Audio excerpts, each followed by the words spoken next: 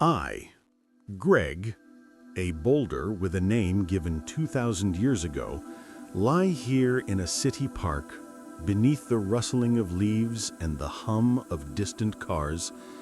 But today, my thoughts drift far away, to times when I knew neither land nor people nor this noise.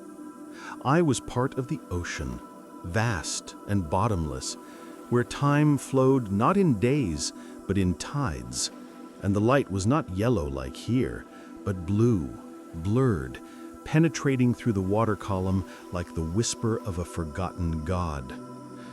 I remember the very beginning, before the water. I was part of a great cliff hidden in the depths. The rift happened with a roar that made the planet itself tremble. I was torn from the mother rock, and I knew cold. A glacier, white and merciless, snatched me up, froze me into its body, and dragged me across continents. It was a long, grinding journey in the darkness of ice, until one day, the world exploded with light and salty spray. The glacier collapsed, and the ocean took me into its embrace.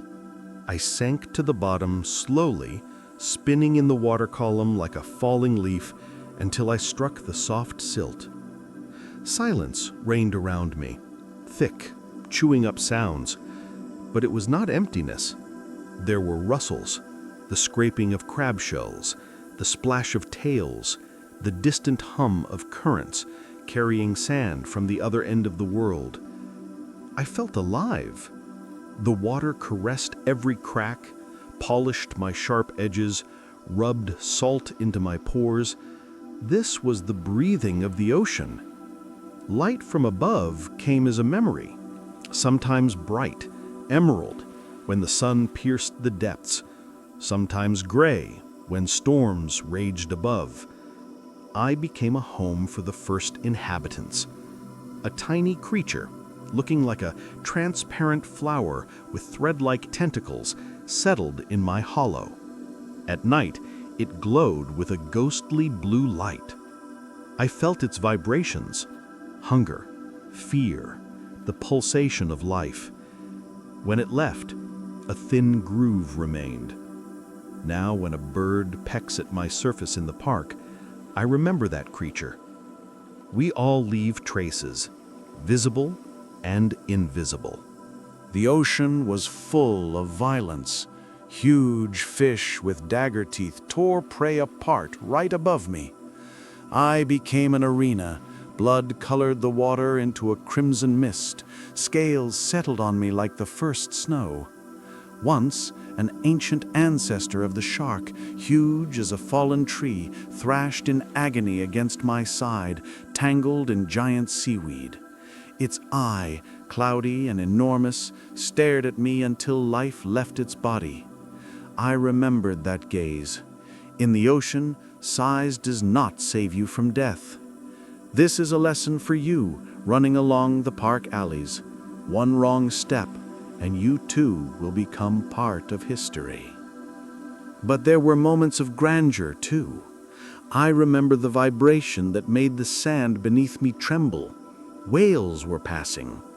Their songs, low and languid, passed through me, causing the very structure of the stone to vibrate. They sang of paths that ran through the whole world, and I, motionless, traveled with them through these sounds. Storms changed everything. The great storm which I call the overturn came suddenly. Currents snatched me up as if I were a pebble and threw me against rocks. A piece broke off me. My stone brother carried away into the unknown. I rolled along the bottom, blind from the turbidity, until I came to rest with a different side up. The ocean sanded me down, changing my shape, smoothing the corners. Here in the park, the rains remind me of those storms, but they are only a faint echo of that power. Eras passed. I became overgrown with life. Coral colonies tried to build cities on me. Mollusks gnawed into the surface, leaving shell medallions. Giant squids used me as an anchor, wrapping their tentacles around me during moments of rest. I was a reef, the center of the universe for millions of creatures. I felt the chemistry of the water change, how one species gave way to another. The dinosaurs vanished, but the ocean kept their secrets better than any land. Humans appeared like shadows. At first, I saw only the dark silhouettes of rafts on the surface. Then came nets, scratching my peaks. Fishermen, arriving in boats, used me as a cutting table during low tide. I heard human speech for the first time, not the roar of waves, but sharp, staccato sounds. They asked for a catch, gave thanks, cursed the storm. One old fisherman once simply sat on me and wept, and his salty tears returned to the salty ocean. I understood then, you come to the water to give it your pain. Then the ocean began to recede. It was a torturous time. The water withdrew, leaving me under the scorching sun. I dried out, cracked, salt crystallized in my wounds into a white crust. The fish left, the seaweed turned to dry dust. I longed for the blue, for the weightlessness. But glaciers came, then warming again, and turbulent rivers picked me up. The fresh water was light, fast, without that thick taste of salt. It carried me to the estuary, where I settled on the border of two worlds. And so, centuries later, people found me with machines and cables. They moved me here, the park.